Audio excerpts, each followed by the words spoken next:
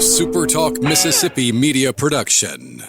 For year-round comfort you can count on, call Max Heating and Air. Serving the Pine Belt and surrounding areas, they handle heating, cooling, spray foam insulation, duct cleaning, and more. Quality service, trusted experts. Call Max Heating and Air at 601-649-4087. And now, Sports. Get ready, sports fans. It's time for Chasing Foul Balls on SuperTalk Pike County 93.5 and streaming worldwide on the SuperTalk Mississippi app and on your Amazon Alexa devices. Chasing Foul Balls, your weekly source for all the sports news and interviews important to Southwest Mississippi. Chasing Foul Balls is presented by First Bank. And now, here's your host, Robbie Hamilton. Well, good Friday morning, and welcome to the Friday morning edition of Chasing Foul Balls right here on SuperTalk Pike County 93.5. Glad to have you along. Guests this morning, got a couple of good guys. Dale McKee from up in the Meridian area. Writes a sports article up there, does a sports talk show. We'll talk to him about football in Mississippi. And, of course, Blake Levine, a sports influencer, comes from TV side of things, now has his own podcast and Facebook page and all, so we'll enjoy talking to Blake. With me this morning, the young gun back. Glad to have you, Wes Dudry. Always a pleasure, Robbie. Good to be back. Glad you're back in that chair, to our right. The Southern gentleman. Yeah, how do we put that? It sounds like a Southern gentleman. Not necessarily a Southern gentleman. It sounds like a Southern gentleman. Sorry, Mr. Neil Randall. Well, y'all got it exactly right. So thank you. It's great to be here with you guys. Boy, a lot to talk about early this morning. Break up the Bears. Southwest defeats Pearl River last night, 35-21. Go to 2-1 on the year. Guys, the game wasn't even that close. It was 35-7 at one point. Southwest, Pearl River scores a couple late touchdowns to make it look pretty good, but the Bears completely dominated that game. It was impressive, Robbie. Pearl River was never really in that game. The score made it look closer than it was at the end. Southwest completely dominated.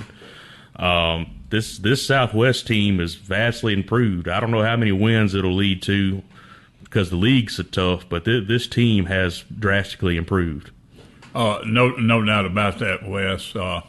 What a difference a year makes, I guess you could say. But my goodness, I was trying to think last night, when was the last time that Southwest was 2-1 or won 2 games in a season? And it's been at least 10 years, if not much longer. Tough night for Colin last night up in Western. They fall to Hines in a very tight ball game when they could not convert a 2-point conversion right at the end of the game. So Colin drops to 2-1. Southwest will now travel to Gulf Coast this Saturday, a week from tomorrow, to play Gulf Coast. It will be back home for Colin next Thursday night, when they will host Jones up in Wesson. That's the look of the community college side. Last night, high school football, McComb keeps rolling. They skunk Provide 49-0 in Jackson last night. And, of course, on the pro side, it's starting to look like Green Bay may be the post everybody needs to be looking at. They defeated Washington 27-18 in the Thursday night football game.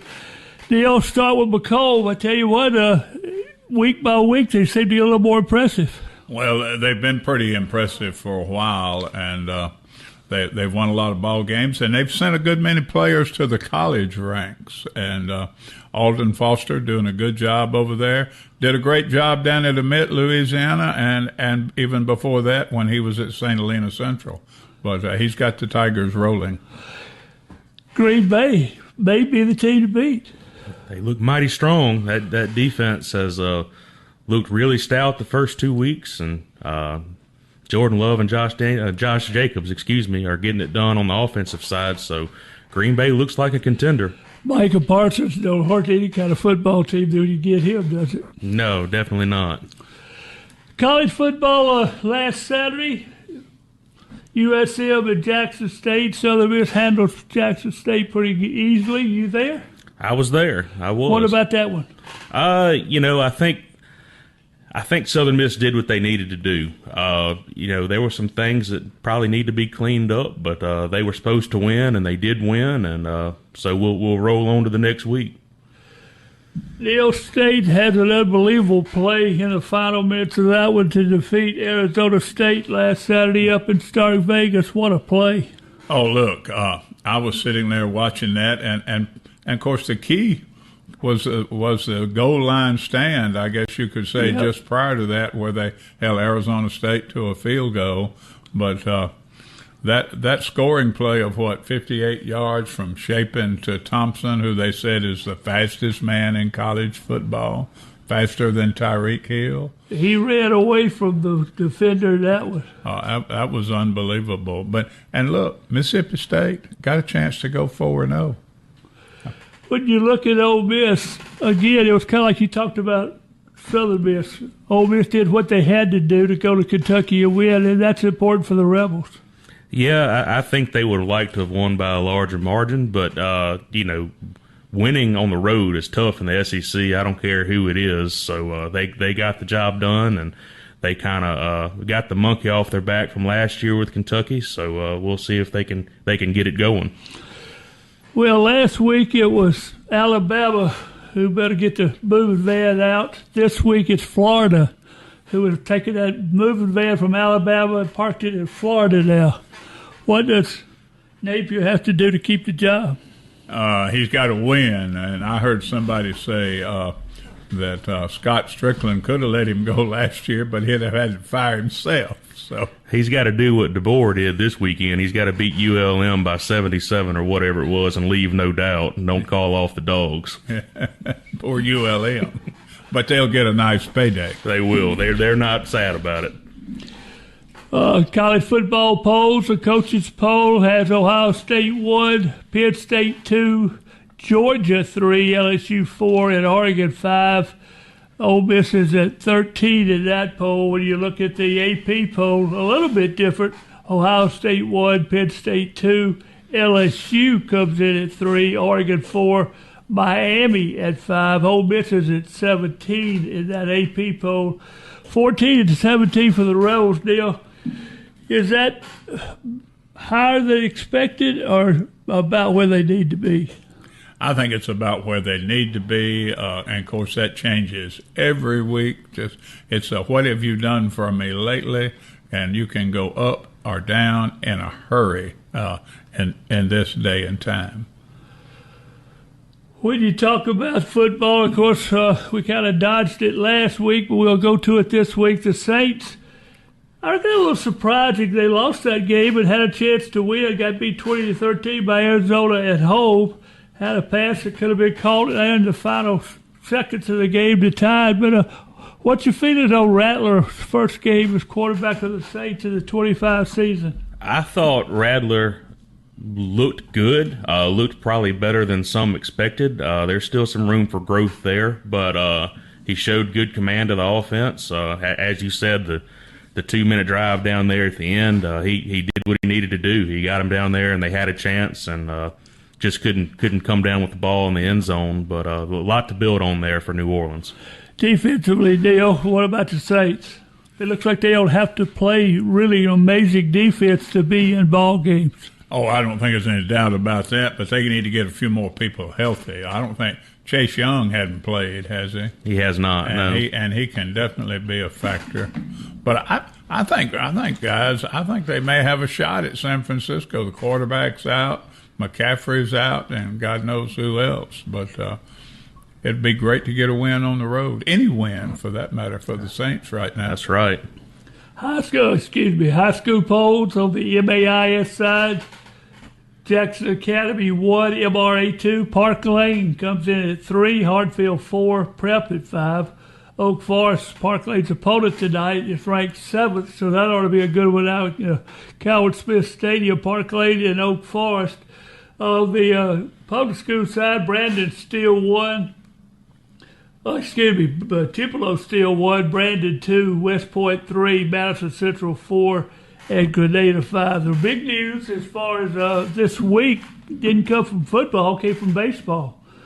both the Southern Miss Golden Eagles and the LSU Tigers give their coaches new contracts. LSU gets an extension to Jay Johnson through 2032. He'll be the highest-paid baseball coach, making over $3 million a year. And yesterday, Southern Miss announced that Christian Ostrander had signed a new 4-year deal. Good deal for the Golden Eagles, for real. Wes? Absolutely. Couldn't ask for a better coach and a better staff to lead our program, and certainly happy to have him around for another 4 years. Did you think you'd get to see anytime soon that a baseball coach in the SEC would make $3 million a year? Well, in the last few years, as things continue to spiral upwardly, it's not surprising, but there was a time when I thought, no, that never happened, but it has, and it's only going to go up. And baseball is by nature a non-revenue sport, guys, outside of a handful of programs. So just think on that, too. It's not non-revenue at LSU, is it? No, they're one of the few that it's not. College football this weekend, LSU, Florida. It'll be Mississippi State and Alcorn, Ole Miss and Arkansas, Appalachian State and Southern Miss. And then the Saints host the 49ers, and the Chiefs host the Eagles, which ought to be a pretty good pro football game over the weekend. Let's get started. We'll come back. We'll talk to Dale McKee right after we take this time out. It's Chasing Foul Balls. It's right here on SuperTalk Pike County 93.5.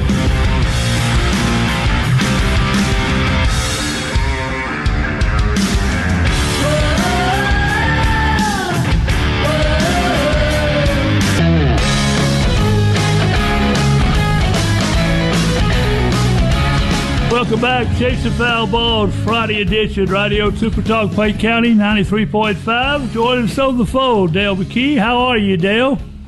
Hey, I'm doing great. Now, how did a guy like you get caught up in so many different things, writing a column for the TV station there, doing a sports talk show? How did you get involved in this type of stuff? Well, I guess my love of sports, and I started at the Laurel Leader Call back in 1973, I believe it was, and but then I decided that I couldn't make a living in sports writing, so I went and had a career at the post office. And so when I retired, I was looking for something to do, and people said, "Hey, you used to write. Why don't you help us write?" And it's led to other things, and so I have a weekly column that goes out to about probably 12 little weekly newspapers on the 45 quarter. And, it just details or recaps what happened the week before. And then the radio station reached out and said, "Hey, why don't you do a radio show for us?" And that happened about 4 years ago. So we've been doing a weekly radio show over there on Tuesday nights at 6 o'clock. How did you come up with the name Brouhaha for the radio show? Well, that was my partner. I have no idea. They laugh at our name, too, Sales. When he told me about it, I said, "I don't know if that's flashy, And I said, "Why don't we just call it the M&M show?" Because my last name's McKee, his first name's Marshall. I thought that, like Eminem, Marison Mantle. I didn't know, He said, "Nah, we got to have a catchy one." So we call it the Brouhaha. Let's talk sports. Mississippi State 2-0. Have a chance to go 3-0 this weekend. Did you think you would be looking at these Bulldogs, even with a chance to go 4-0 on the season? Well, I'll be honest with you. After the first game, I thought they had a chance against Arizona State. I didn't know if they would beat them, but I know they played them well last year. So I just felt like it would be a close game. But the way it ended was just, basically a miracle, And I just, I'm proud for Mississippi State fans because, they showed up and showed out. And last year they won 2 games. And I don't know what they won the year before, but I'm just saying, fan support is important. And so I'm glad that they got it the other night. And now I guess it's Mississippi State against everybody else. Dale Neal Randall, thanks for joining us today. Yes, sir. Here's the burning question, my friend. Where in the world is Whistler, Mississippi? Whistler, Mississippi. It is halfway between Laurel and Waynesboro on Highway 84. It's a wide place in the road. It's about 3 miles. We put signs up about 3 or 4 miles, so it looked like it was a little bigger than it was. And so, but we have a school there. It's got a very unusual name. It's a grade school now. At one time it was a high school until they consolidated in the late 80s in Wayne County. It was called B4 High School. Oh, yeah. I've heard of it before. Sure have. Yeah. Sure have. So, anyway, we had some action last December and January, and through there we had about 3 tornadoes in a month. So, we got on the news a lot. Now, do you live in the suburbs of Whistler, or do you live downtown Whistler? Well, I live off the road a little bit, but I assume it's in downtown by where the signs are located. Love it. I'm about 2 miles from the school. Dale, this is Wes Nunnery here. Yes, sir, Wes. We've been talking a little JUCO ball this morning, and you've got 2 teams right there in your backyard in East Central and East Mississippi. East Central kind of struggling out of the gate a little bit here at 0-3, and East Mississippi gets a big win last night against Northwest. Talk about what you see from those 2 teams. Is it business as usual for East Mississippi, and does East Central have a chance to kind of turn around their fortunes as the season rolls on?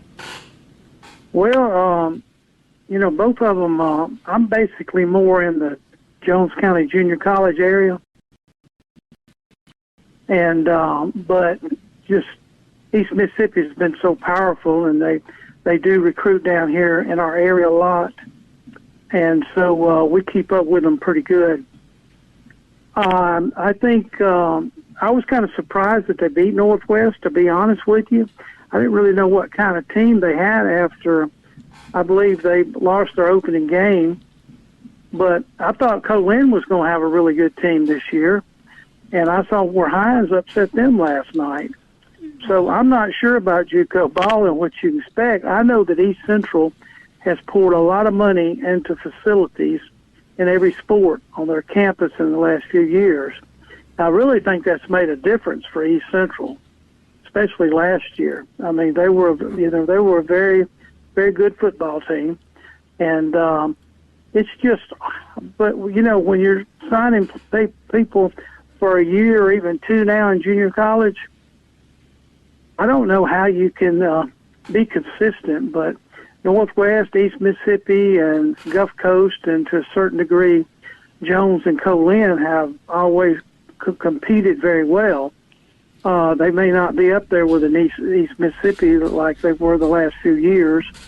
I guess right now, I don't know who I would pick to. I guess Gulf Coast at 3-0 would be the kind of favorite, and I really don't know if anybody else is undefeated right now in JUCO. I didn't get to see all the scores last night. I saw the Jones score and the East Mississippi score, but junior college football is a different creature. I mean, you have to love it. That's for sure. And it's a very physical game. And it's changed a little bit, like it was back when I remember when I was going to Jones. But it's a very good product, and it's good. It's good for kids. Dale, this is Neal Randall again. Can you give us your assessment of Coach Charles Huff and Southern Miss at this stage? Well, I think he's a great coach. I hear him talk on his media just about every day. He talks like he's very how can I say this? There's college coaches that sometimes just sound like high school coaches. He seems like he's very well educated, and I'm not down in any other coach. I mean, he's just maybe a really good academic student when he was in school. And he talks very well. You know, he doesn't do like me a lot, utter and say, and all this. I mean, he's very proper, and you can tell he had pretty good training under Nick Saban for about 3 years. And he knows how to get Southern to where they got to go. I think the next 3 games are crucial. I think we'll tell more about them after App State and Louisiana Tech and Jacksonville State. We'll kind of see where they did.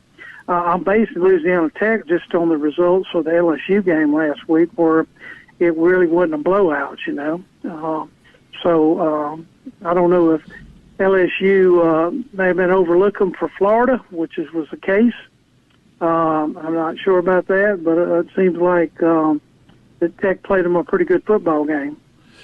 Dale, Arkansas and Ole Miss gets after it. Good news for Ole Miss that Austin Simmons, the quarterback, looks like he's going to play. That makes a big difference in that Ole Miss offense. Oh, I think so. I'm not sure even who the backup is. I know they brought him in the other day for a few plays. I know it was a transfer.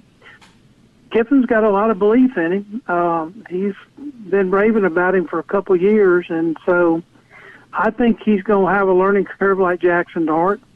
I think he's going to win them a game because of his ability, and he's probably going to lose them a game because of his lack of experience. And they've been very fortunate the first 2 games that he's thrown 4 picks, and it really hadn't come back to haunt him yet. But I think as long as he's got a really good running game, which it looked like they did Saturday, I think that he'll develop better, because I don't think you want to put 8 people in the box. I don't think 8 people in the box and to stop the run and put all the pressure on him would be good for him right now. Now it might be later in the season, but I'm not sure. They got a tough game this week, I think. In Arkansas, they're much improved. And I think the following week, Tulane, I'm not sure about Tulane. Tulane may give them a headache or two also. Whether those 2 can beat them, I'm not sure. It's tough to win in Oxford. It's tough to win in Baton Rouge. It's tough to win in Tuscaloosa. It's just there's some places that's just really tough to win. Speaking of tough to win in Baton Rouge, Florida comes in, and boy, does Billy Napier really need a win against LSU in Baton Rouge. Yeah, you know, last year he saved his job there at the end of the year. He got on a little winning streak, and but he's got some tough games coming up. Isn't it Florida, Texas A&M? Excuse me, LSU this week, and he's got Texas A&M, and there's somebody else. There's like a streak of 4 games. They should have been 2-0, and they overlooked South Florida. That's the only take I can give, you know, because it didn't look like they played well on offense at all. Of course, you know, the quarterback was hurt a lot during the spring, and I don't know if that has hurt him with his timing with his receivers, you know, because, you know, nowadays they bring so many new people in, transfers, especially at receivers. You've got to have your timing down pretty good, so I'm sure they'll give LSU a difficult game, but I'm just not sure they can beat the Tigers in Baton Rouge. One final question. Mississippi State fined $50,000 for their fans storming the field. Should schools be fined for the fans coming on the field? Well, you know, I don't know how you stop it, for one thing. I think that I know that they're trying to protect the visiting players. The SEC used to have a rule that you paid the fine to the visiting team. And so I'm not sure if that still goes. I read the other day that this fine was going to go to the bowl sharing fund at the end of the year. Thing about it is, you have to be in a bowl to get a share of it. So I'm not sure that. I mean, you just hope Mississippi State finds a way to get a bowl so they can get some of their own money back. So no, I don't know if it's fair or not. I think they have to do something, but I'm not sure what it is, because I mean, when you got 50, 60,000 people in the stadium, I don't see how you're going to hold them all back. You going to a high school game tonight? If I do, it'll probably be Gulfport and Laurel. Laurel's about 15 minutes from my house, and I'd just like to see Gulfport play. And I hear they got to have a pretty good football team, and so I just like to watch them play. I haven't, I have fond memories of the old Big 8 conference. Gulfport, Macomb, Brookhaven, Laurel, Hattiesburg, Meridian, Biloxi. I kind of grew up with those teams.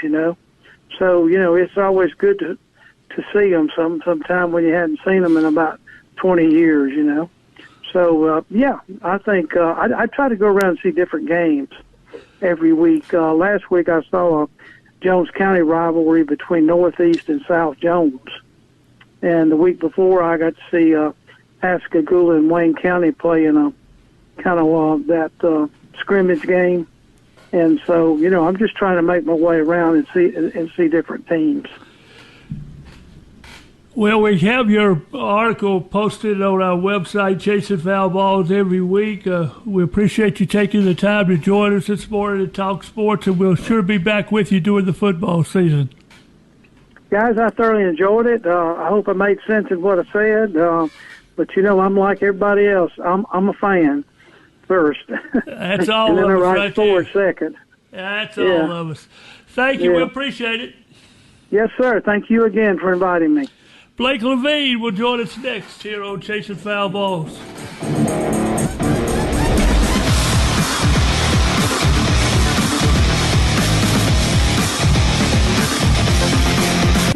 Sports. And now sports. You're listening to Chasing Foul Balls on SuperTalk Pike County 93.5 and streaming everywhere on the SuperTalk Mississippi app. Chasing Foul Balls is presented by First Bank and brought to you by East Macomb Body Shop and Guy's Pharmacy. Now back to Chasing Foul Balls on SuperTalk Pike County 93.5. Well, welcome back. Tonight here on SuperTalk Pike County, you'll have the high school football game. Terry comes to Southwest Mississippi Community College to take on North Pike. You can hear that one right here on SuperTalk Pike County. Join us on the phone, Blake Levine. How are you, sir? Man, I'm doing great. How are you doing, though? Man, we hanging in there. It could be much better. That's for sure. How in the world did you get out of TV into the world of the internet? Yeah, how did I decide that social media was going to be my line of work? I just decided that I guess it just was something that I was doing just because I had some free time, and I was like, I'm in a transition of, leaving the TV industry, and I was like, you know what? Why don't I just make videos in my free time? And you did. Let's look at the high school football tonight in this area. One big game up the road from us in Brookhaven. You have Madison Central coming to play Brookhaven. Brookhaven showing out to be one of the top teams in 5A. What do you see tonight? Yeah, I think ultimately Madison's probably going to win the game. However, I do think Brookhaven is very good. And to me, in my opinion, and I've made this case on my videos, they are the best team in the South in 5A. They should, and they have the path to make the state title game.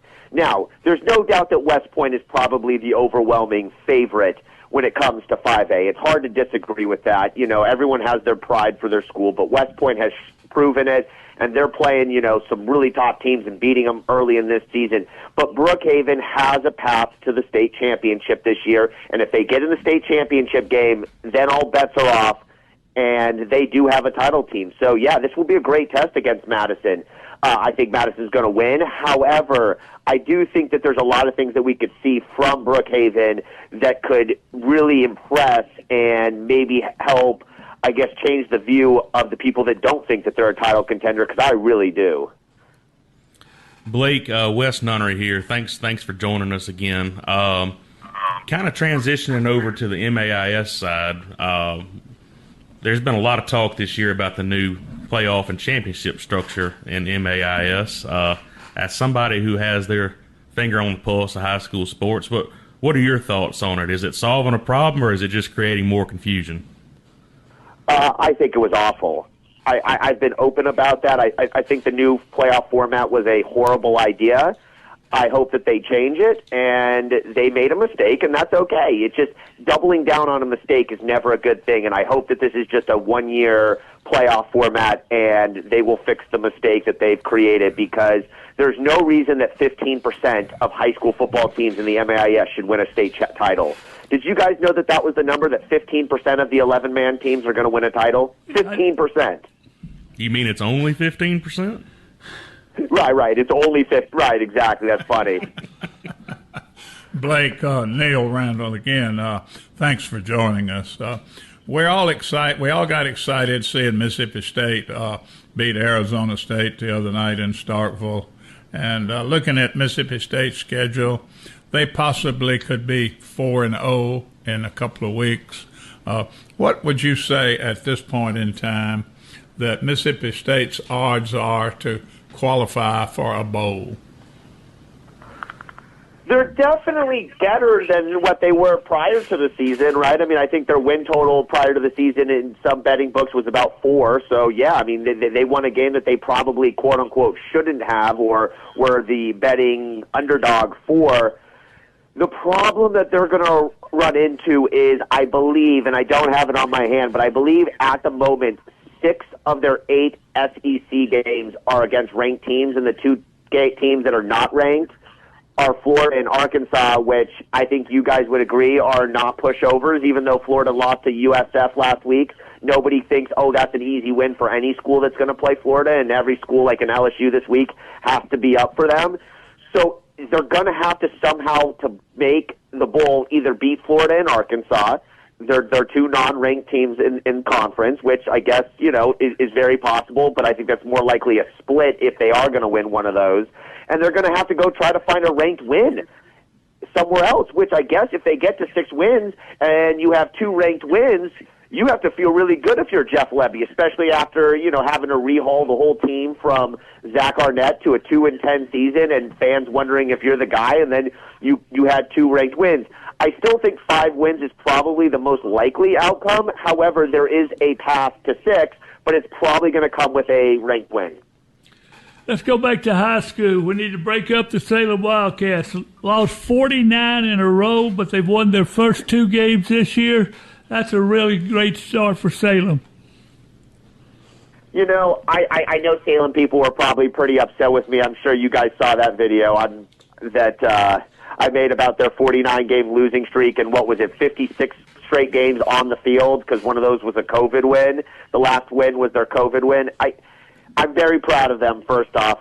I am so happy that Salem is getting in the win column, and it's only going to help, because when you lose 49 straight games, it's tougher to get kids out for football. And when you're a 1A school, you need every kid you can to come out for football.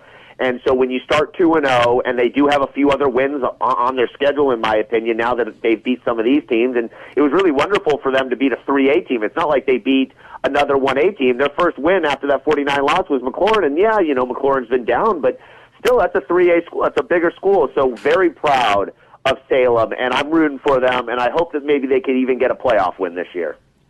Blake, it's Wes again. Do you have a game of the weekend you're most looking forward to this weekend? A matchup you're most excited to see, or a great storyline? What are your thoughts on the matchups this weekend? Well, in your area, it's definitely the Brookhaven-Madison game. That's definitely in your guys' area the game of the week, in my opinion, because I think, like I said, I'm picking Madison, but if Brookhaven wins this game, I might be having to think about my 5A title pick. But game of the week around the state. I mean, Brandon Clinton is very interesting, and Brandon tends to be a game of the week every single week. But playing Clinton, because I don't think people thought Clinton was very good, and now they're 2-0 with wins over Northwest Rankin and Warren Central. So I'm curious to see how good Clinton really is. So I think Clinton Brandon in the metro area is really good.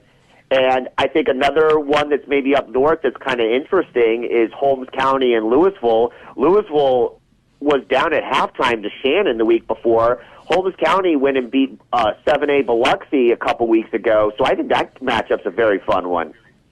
Blake Neal again. Southern Miss and Charles Huff off to a pretty good start in his first year, and goodness knows they needed a good start.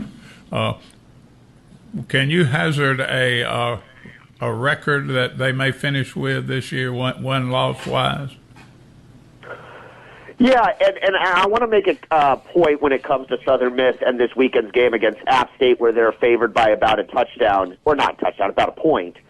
This is week one for the Southern Miss Golden Eagles. This is their week one. They go and they play Mississippi State, and they lose, and I think we all expected that. And then they beat Jackson State, and we all expected that. This is the first game that's a toss-up. This is their unofficial week one of the season. This is the conference. This is where you have Charles Huff, and he's supposed to be the reigning championship coach in the conference when he was at Marshall. He comes to your school. You should be competitive. This is the week one. I see Southern Miss 6-6 this year. More likely 5-7 than 7-5, so I'm going to split the difference and go 6-6. Story came out yesterday, Blake, about the sports betting violations against the Valley and UNO, two of the teams that had some players mentioned in this story. What do you know about it?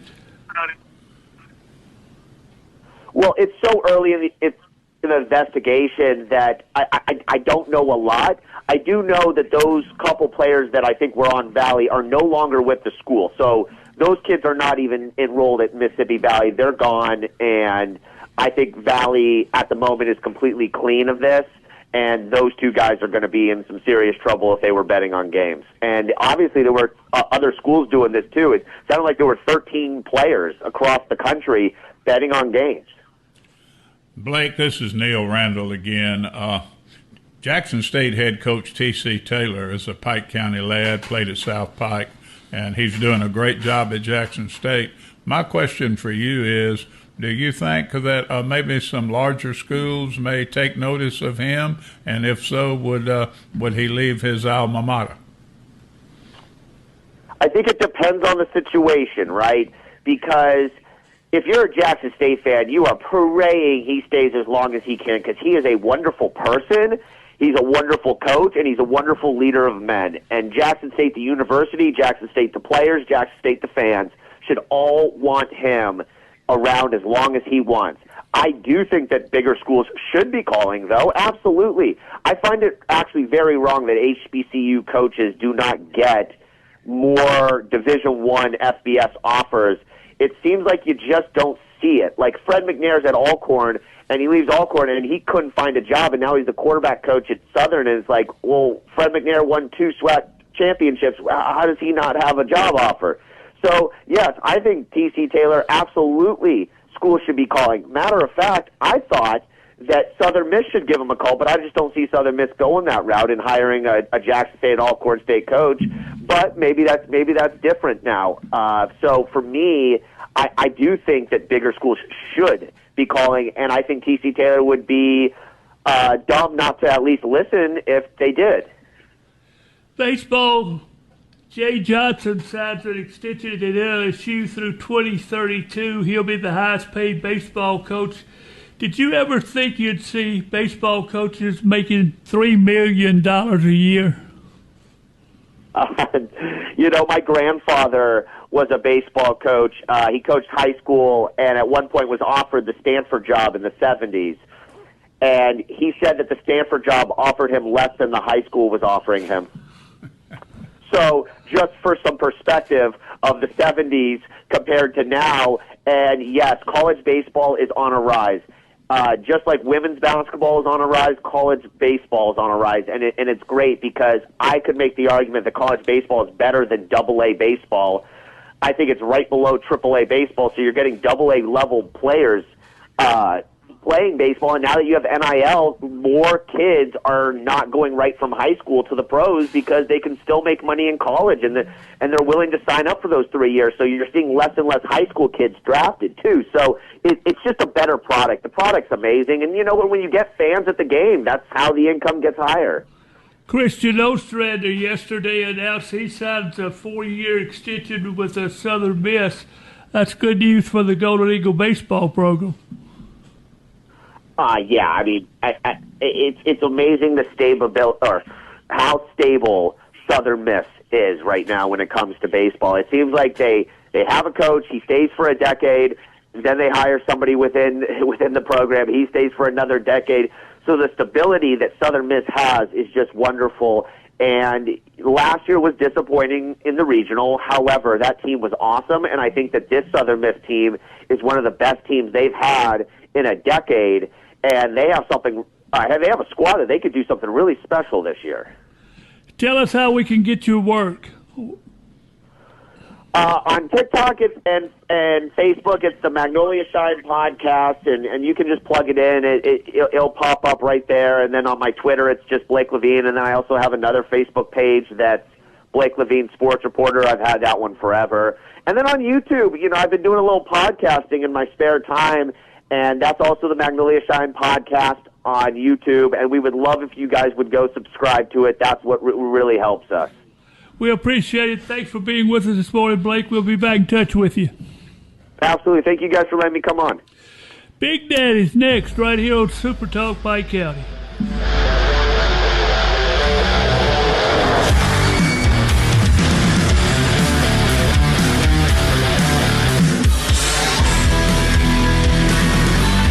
Welcome back, Chasing Foul Balls. Thanks to Dale McKee and Blake Levine for joining us this morning. Now on the phone, Big Daddy. Reese, how are you? All right, doing great, Robbie. Thank you. You ready for 4 or 3 in a row? Not 4 in a row. You ready for 3 in a row? Yeah, we're ready to go. We'll be heading out this afternoon. Try to get another win. What do you see? App State, what kind of game it's going to be? High scoring, low scoring? I think it'll be fairly high scoring. I think that kind of fits both teams' mantras, what they want to do, and I don't know how that will play out as far as the defenses go, but I think both teams really want to go up and down the field and score. Reese, this is Neil. Good to hear your voice this morning, sir. Thank you, sir. You've told us this before, but when you're leaving this afternoon to go to Hattiesburg, walk us through your preparation for the game up until game time, and when will you return home? Would you mind doing that for us? I know we've heard. I don't know whether you want to know all of it or not, Neil, but everything. Do you want the real story or do you want the radio story? We're going to have the radio story, but we'll get the real story later. Well, we'll pull out whenever Wes says he's going to fire up the motorhome this afternoon when he can cut loose, and we have our parking spot there on campus, right close to the stadium. We can't get in until 6 o'clock because there's student dormitory parking that they have to clear out. But we'll get there and get everything set up and running, and we've got some friends right by us and right across from us, and we'll either eat something tonight or decide where we're going to get something to eat, and then we'll have a few libations tonight. And a few, and okay. talk world affairs. You know how that goes, and then we'll get up in the morning with breakfast. Normally try, especially this time with the ball game being 6 o'clock, we're able to put together a pretty good log rolling breakfast, I would imagine. We won't push it. We'll probably do it around 10 o'clock. Then we'll retire, maybe cool off a little bit, watch a little games on TV, and then grab a snack somewhere, get ready, and see what we usually have a pretty good crowd show up that are just driving over and come over to the tailgate, and then that Eagle Walk starts, 2.5 hours, so it's going to be, 3:30? And I don't know whether we make that or not today. We made the first one. And then we can head over to our place at the stadium and get up there and watch the game. And game is over, we'll go back to the motorhome and we'll eat and have some more libations and watch some more ball games and get up Sunday morning, load up, and come home. Big Daddy, how many naps are you planning to take between now and 6 o'clock tomorrow night? Because for those that don't know, that cool down period is code for nap time. So how many are you planning on taking? Well, I hope I have at least one good one, Wes. That'll be depending on whether you leave me alone or not. Those naps will sneak up on you, won't they? Oh, yeah.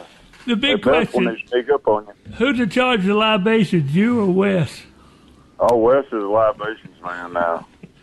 Mixologist and everything. You name it. Did you see the new Park Lane robot field marker that they had on the internet? I pre-posted it yesterday where it automatically marks off the hash marks and the lines. What do you think about that? I saw that, Wes. Robbie. And I want to tell you what, I thought that was the best thing since sliced bread, having spent so many years of my early days in school liming the field off. I'd have one of those just to play with, I think. Reese, wonder how much one of those would set you back. Well, that's what I asked Wes last night. I have no idea. I don't even know where Ron Rushton found it, but that's an amazing piece of equipment. I could see how every school would have one for all the different sports that they have to have field work for. Well, I promise you there'd be some coaches that, if they had one, would have coached a few more years if they didn't have to line that field off. And their lines on their fields would have been a little straighter. Oh, thank you. Bears won again last night. Reese 2-1 on the year. Have to be excited about the Southwest Bears getting off to such a good start. It's early to say this, but it's the best Bears team, and maybe since I can't name one that was maybe better, other than maybe back when Steve Kimmel and that bunch was there for a short period of time. But this team can run. They have a very athletic offensive line. They don't throw it as great as maybe they would want to, but they're very efficient throwing the ball. And their defense, to me, is what started the season off. They don't allow people to run inside very much, and that's always where teams have killed Southwest in the past. Well, when you look at things going on as far as high school and college football, it looks like an exciting year for Southwest Mississippi. Yes, it does. Park Lane's really on a run, and like I said, Macomb's on a run, Brookhaven's on a run, Southwest Bears is on a run. Well, Reese, I tell you what, get the libations ready, get the motorhome gassed up, because Rio, the young gun here, says he's ready to go. He's always ready. The first game, Robbie, I thought he was going to shoot a doorknob off, wanting to go to get over there quite fast as he could. Reese, appreciate it. Have a great trip this weekend. Enjoy the game. We'll talk to you next week. Thanks, Robbie. Football tonight, real quick. High school, Centerville and West Lincoln. That's a pretty good matchup at Centerville Academy and West Lincoln. And we mentioned Mountain Central, Brookhaven, Oak Forest, Park Lane. That's going to be a better game, which I think some people think. Two teams ranked. Terry at North Pike, South Pike's at Mendenhall. Of course, college games we've already talked about. It's going to be another fun week. One final thing, guys. Volleyball at Southwest Monday. They are honoring the 1973 volleyball team. That was the last year that they had played volleyball at Southwest, and they will honor them in that volleyball game on Monday. I think that's great. I didn't know they'd ever had a volleyball team up there. You didn't play at Southwest? What? What's wrong with you, boy? You caught him off guard with that one. Can't you say Dale out there? That would be a sight. That Oh, would no, be a sight. I was a setter. Yeah, I bet you were. We won't get into that discussion next week, that's for sure. Thanks for being with us. Chasing Foul Balls right here on SuperTalk Pike County. Join us next Friday morning, 9:06. And don't forget you can listen to it on the different platforms, Spotify, Amazon, and Apple. We'll see you next Friday. Me, rocking and rolling till the clock unwinds, and then we'd holler out one more time. Don't turn out the lights, the party ain't over. Well, the band just started to play my favorite song. I just found my baby and I want to get a chance to hold her. So don't turn out the lights, the party ain't over. I said, don't turn out the lights. Well, don't turn out those lights. Well, don't turn out the lights. The party ain't over. A SuperTalk Mississippi media production.